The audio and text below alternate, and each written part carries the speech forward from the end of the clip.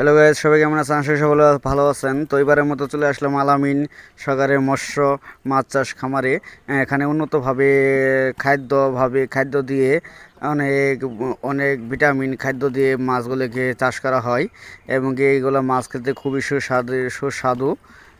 দেখতে পাচ্ছেন এখানে অনেক বড় বড় মাছ, আর পাশাপাশি আরও খাদ্য আছে। দুইটা দিক থেকে অনেক উন্নত মানের ভিটামিন খাদ্য আসে। তো আমি আপনাদের জুম করে দেখাচ্ছি।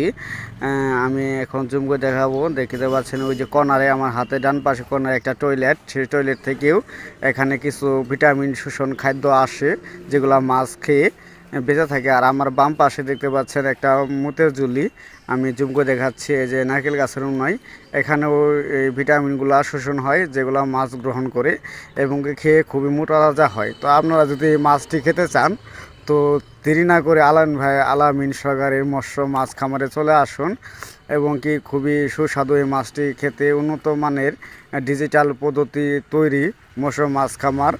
ভিটামিন বাদেও দুটোর পাশাপাশি ভিটামিন যেটা আসে, আমি আপনাদের আগেও জুম করে দেখাচ্ছি। আমি দেখতে পাচ্ছেন, আমি আবারও দেখাচ্ছি। ওই যে দেখতে পাচ্ছেন কর্নারের টয়লেট, সেখান থেকে কিছু আসে। আর আমার বা পাশে এদিকে তো মুতের জল্লি, নারকেল গাছের এই যে এদিকে থেকে সব আসে। আসলে মাছটা খেতে খুবই সুস্বাদু। তো একবার খেলে আর একবার খাইতে চাইবেন। তো আমরা দেরি না করতে চলে আসুন আলামিন মৎস্য মাছ খামার। ধন্যবাদ।